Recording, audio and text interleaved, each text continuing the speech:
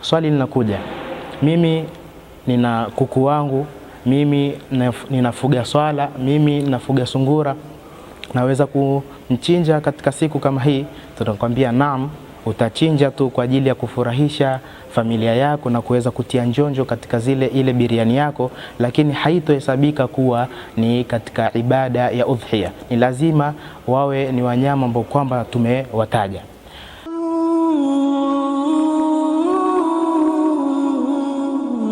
Assalamu alaikum wa rahmatullahi wa barakatuh. Alhamdulillah hamdan li rabbin qad khassana bi Muhammadin wa anqadhana bihi min dhulmatin wa dayajiri. Allahumma inna nas'aluka bi fatihiyyati al-fatihi fatha at-tam wa nas'aluka bi khatimiyati al-khatami husna al-khitam. Amma ba'd, ahibati fillah. Ama baada kumshukuru al-haq subhanahu wa ta'ala na kumtakia rehma kipenzi chake na kipenzi chetu Mtume Muhammadin sallallahu alayhi wa ala alihi wa sahbihi wasallam, kwa mara nyingine tunabudi kumshukuru al-haq subhanahu wa ta'ala kwa kutukutanisha mahala hapa kwa ajili ya kukumbushana baadhi ya yale ambayo kwamba yanahusu katika dini yetu ya Kiislamu. Ikiwa tuko katika munasaba wa masiku 10 haya Dhulhijja, ambayo ni bora ya masiku katika ulimwengu mzima, ikiwa tutakabiliwa na ibada ya siku ya 10 ambayo kwamba tunaiita udhiya, basi tukaona tuashirie baadhi ya yale ambayo kwamba yanafungamana na ibada kama hii ya udhiya. Bimashiatillah, tunamwomba pia Allah subhanahu wa ta'ala ajalie haya na kukumbushana huku iwe katika mizani ya hasanati zetu, innahu waliyudhalika walqadiru alayhi. Ni udhiya, ni idhiya, ni udha, ni dhahiya. Maulama wametuambia ibada kama hii ina majina takriban 6. Waweza kuita udhiya ama udhiya, idhiya ama idhiya, ni dhuha, ni udha ama pia ni dhahiya. Ni nini ibada kama hii? Ibada kama hii ni kichinjo ambacho kwamba kinachinjwa katika siku ya 10 katika mwezi huu wa Dhulhijja, baada ya kuswali salatu al-Eid. Ndo wengine katika maulama wakatuambia ndo sababu ya jina kama hili likaitwa udhiya, kwa sababu ya ule muda ambao kwamba ibada kama hii inafanyika. Ni ibada ambayo kwamba Mtume Muhammad sallallahu alaihi wasallam, kama anavyoelezea Anas ibn Malik radhiallahu anhu, kwamba Mtume sallallahu alaihi wasallam katika miaka yake 10 yote aliyoishi, ibada kama hii alikuwa akiifanya. Ni nini asli ya ibada kama hii?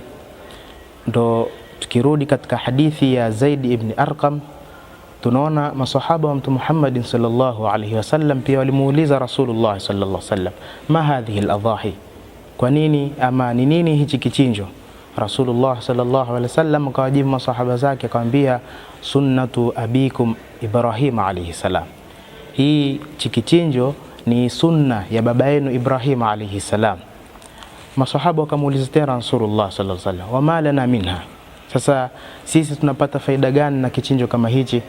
Rasulullah akawajibu akamwambia, bikulli sha'ratin hasana, kwa kila nywele ambayo kwamba itakuwa imechinjwa kwa ule mnyama basi ni thawabu. Masahaba pia wakamuuliza Rasulullah, fasufu, kuna wanyama wengine ya Rasulullah hawana nywele zile, wana sufu? Rasulullah pia akawajibu tena akamwambia, wa bikulli sha'ratin minasufi hasana, na kila nywele katika sufu pia mtu atakayokuwa amemchinja yule mnyama atakuwa ni mwenye kupata ujira. Kwa hiyo tunaona ni sunna ambayo kwamba baba yetu Ibrahim alayhi salam aliifanya, ambayo kwamba kisa chake ni maarufu, ambayo kwamba katika vipindi vilivyopita tayari tulishaelezewa namna Ibrahim alayhi salam alipotaka kumchinja mwanae Ismail. Ndio mmoja pia katika washairi katika kuelezea kisa hichi kizito chenye majonzi na ibra kubwa, anatuambia, fadat bil ibrati ainahu adnahu alhulmu ashqahu shaykhun tatamazzaqu mahjatuhu watanadda bid-dam'i lihahu yantazi'u al-khutwata mahmuman wal-kawnu yunashidu masrahu wa hulamun jaa ala kibarin yata'akkabu fi as-sayri abahu. Akaendelea mpaka kule mwisho akielezea namna anavyomwambia mwanawe, nataka kukuchinja, wa umirtu bidhabhika ya waladi fandhur fil amri wa ukubahu. Mtoto anamjibu akimwambia baba yake, fayujibu al-ibnu bila faza'in if'al ma tu'mar abatahu. Kwa hiyo tunaona ni sunna ambayo kwamba asili ya ibada kama hii tunamfuata baba yetu Adam alayhi baba yetu Ibrahim alayhi assalam pamoja na mwanae. Tukirudi tukiangalia ni nini hukumu ya kufanya udhiya ama ya kichinjo, maulama wanatuambia, jamhuri ya maulama wanatuambia ni sunna muakkada, kwamba ni sunna iliyokokotezwa, iliyotiliwa mkazo, kwa sababu wanatuambia katika maisha yake Rasulullah sallallahu alaihi wasallam tangu kuanzishwa kwa ibada kama hii hakuwahi kuacha kuchinja. Kwa hiyo ikawa ni sunna ambayo kwamba imetiliwa mkazo, bali kwa madhehebu ya Abu Hanifa wao wakaenda kabisa kuifanya ni wajibu, kwamba ni lazima kila ambaye kwamba atakuwa na uwezo basi ni lazima aweze kuchinja, wakistadili na hadithi ambayo kwamba Mtume sallallahu alaihi wasallam anasema, man wajada saa, yule ambaye kwamba atapata uwezo walam yudhahi, kisha asichinje, fala yaqrab musallana, basi asikaribie musalla wetu. Ndio ikapelekea madhhabi ya Abu Hanifa kufanya ibada kama hii kuwa ni wajibu. Hapa kuna nukta muhimu ambayo kwamba tunaashiriana, ambayo kwamba katika asiri yetu kama hii, katika zama zetu kama hizi, wengi tumekuwa ni wenye kupokea, tukitaka tu kupokea nyama, tukitaka tu kupokea vya kupewa, lakini wakuta mwingine na uwezo lakini hajikurubishi kwa al-Haq subhanahu wa ta'ala kwa ibada kama hii. Nukta nyingine tutaangalia ni upi wakati wa kuchinja kichinjo kama hichi. Mtume sallallahu alaihi wasallam kama alivyotuelezea katika hadithi aliyopokea Bara ibn Azib, anatuambia Mtume sallallahu alaihi wasallam aliwaambia maswahaba zake, awwalu ma nabda'u bihi fi mithli hadha al-yawm an nusalliya thumma narji' fa nanhar. Aliwaambia sallallahu alaihi wasallam, kitu cha kwanza ambacho kwamba tutaanza nacho katika siku kama ya leo ambayo ilikuwa ni siku ya Eid ama siku ya kuchinja, kwambia kwanza tunaanza kuswali kisha tunarudi ndo tunafanya kichinjo ama tunachinja. Ama katika hadithi nyingine anatoa man salla salatana wa dhabiha dhabihatana, yule atakayeswali kisha atachinja, fadhaka shatu udhiya, basi atakuwa ni kichinjo cha udhiya, atakuwa amepata thawabu ya udhiya. Lakini waman dhabaha qabla dhalika fadhaka shatu lahmi, lakini yule ambaye kwamba atakuwa amefanya haraka kabla ya kuswali mathalan, basi itakuwa ni nyama tu ameichinja kwa ajili ya kufurahisha familia yake. Nukta nyingine ambayo kwamba tunaiangalia ni wanyama gani ambao kwamba wanafaa kuchinjwa katika siku kama hii. Tukirudi katika aya ya al-Haq subhanahu wa ta'ala anatuambia, walikulli ummatin ja'alna mansakan liyadhkuru ismallahi ala ma razaqakum min bahimatil an'am. Kwa Mwenyezi Mungu Subhanahu wa Ta'ala hapa ametaja bahimatu al-an'am, wale wanyama ambao kwamba ni ngamia, ima ni ng'ombe, ima ni kondoo na ima ni mbuzi. Wanyama hawa tu ndio wenye kufaha katika kufanya udhiya. Swali linakuja, mimi nina kuku wangu, mimi ninafuga swala, mimi ninafuga sungura, naweza kumchinja katika siku kama hii?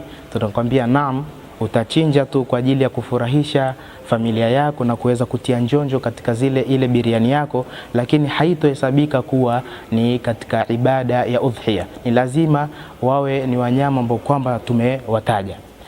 Na wanyama kama hawa maulama wakataja sharti zake, si kila mnyama tu atakuwa ni mwenye kuchinjwa.